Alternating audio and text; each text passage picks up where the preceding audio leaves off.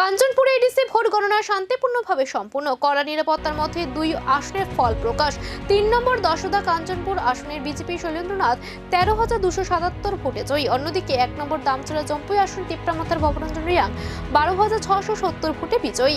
Returning officer জানান, সব দলের সহযোগিতায় শান্তিপূর্ণভাবে গণনা শেষ হয়েছে। জয়ের পর দুই দলই উন্নয়নের প্রতিশ্রুতি দিয়েছে। এটা পরিস্থিতি যে হয়েছে, যেখানে সব জায়গাতে হয়নি। এটা আমার নর্থ ত্রিপুরাতে, আমার স্পেশালি আমার কনস্টিটিউয়েন্সি এলাকাতেই আগেও শান্তিভাবে চলেছে, এবারও শান্তিভাবে চলেছে। আর কিছু কিছু জায়গাতে এইটা পরিস্থিতি কিছু খারাপ ছিল। এটার মধ্যে কিছু ইয়ে আছে, এটা শুধু ত্রিপুরামাথার মানে কারণে নয়। এটা ত্রিপুরামাথার পক্ষ থেকে কোনো দিন এইরকম কাজ করা হয়নি, কিন্তু আমরা দেখেছি এখানে কিছু লোক ষড়যন্ত্রকারী আছে।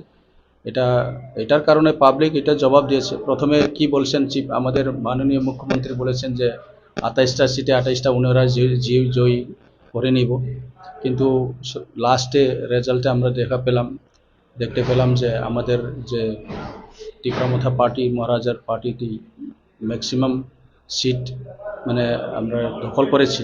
তার মানে এটাই আমরা স্পষ্ট যে পাবলিক আমাদের কাজকর্মে যে গত ৫ বছরে যে কাজ করেছেন সেটা পাবলিক খুশি আছে, এবং আগামী দিনে আরও ভালোভাবে কাজ করার জন্য আমরা উদ্যোগ নিব, যে আমাদের এডিসি এলাকাতে কিভাবে উন্নয়ন করা যায় এবং শান্তি সম্প্রীতি কিভাবে বজায় রেখে আমরা কিভাবে আগে নিতে পারি, সেটা নিয়ে আমরা কাজ করব। কারণ এখানে আমাদের বিভিন্ন সম্প্রদায়ের লোক আছে, আমরা কেউর উপরে অ্যাটাক করিনি। আমাদের ৫ বছরের ত্রিপুরামাথা পার্টি যে কার্যকর্তা আছে, ওয়ারিয়ার্স আছে, সবরে নিয়েই তো আমরা চলছি। না এখানে পাহাড়ি আছে না বাঙালি, সবাই সম্প্রদায়কে আমরা ইজ্জত দিছি এবং তাদেরকে